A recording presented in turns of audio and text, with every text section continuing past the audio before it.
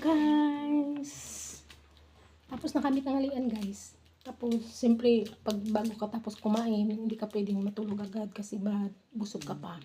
So ito yung ginagawa namin guys. So, naano kami ng mais. Nagtatanggal ng mais sa kanyang dito pagtawag. Hindi ko alam kung anong sa Tagalog yung pagtawag nito eh. Yan. Kaya pagtapos kain, ganito. Kukot muna. Pag sa Bisaya, kukot muna ng mais bago matulog para hindi muna tayo matulog na busog pa. Sama ko yung ate ko yan. Dami na niya nakukot. Dami na niya nakukot.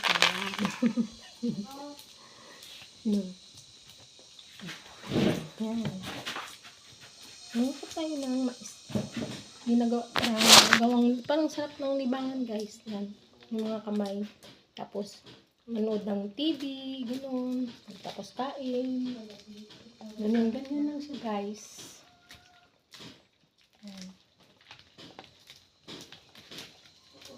Ayan, marami na kami nakukot.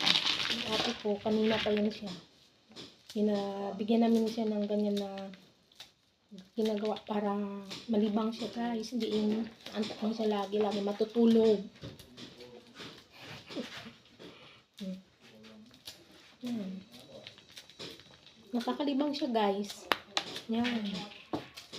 Hindi rin masyadong marami kaming mais ngayon eh.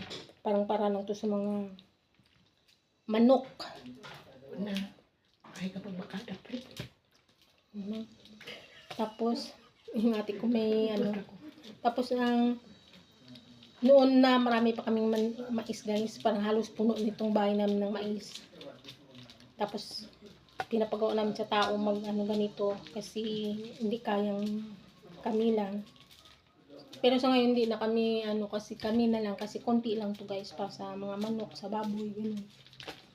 Yan. Masarap din siya guys. Yan.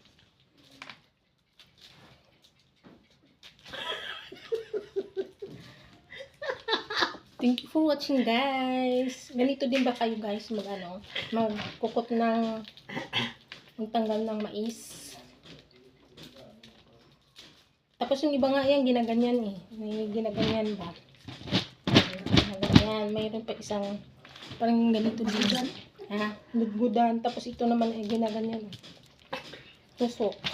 Yan. Parang may ganyan guys. Pero pinaka ganito na lang guys para kung hindi ka nagmamadali guys, okay lang. Tsaka konti lang naman kasi guys, kaya kahit ganito na lang ang gagawin mo, pwede na. Thank you for watching guys. Dami na ginawa ng ate ko ito kanina guys, habang nakikinig siya ng drama sa radio. Tapos maganin siya. Kasi kung wala siyang ginagawa guys, yung kamay niya guys, wala siyang ginagawa guys, maya-maya kikinig siya ng radyo, mamaya tulog na siya, inaantok.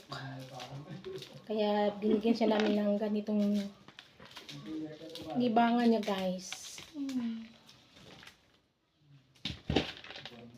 Sarap din siya guys eh, para exercise sa mga kamay. Thank you for watching. Bye bye.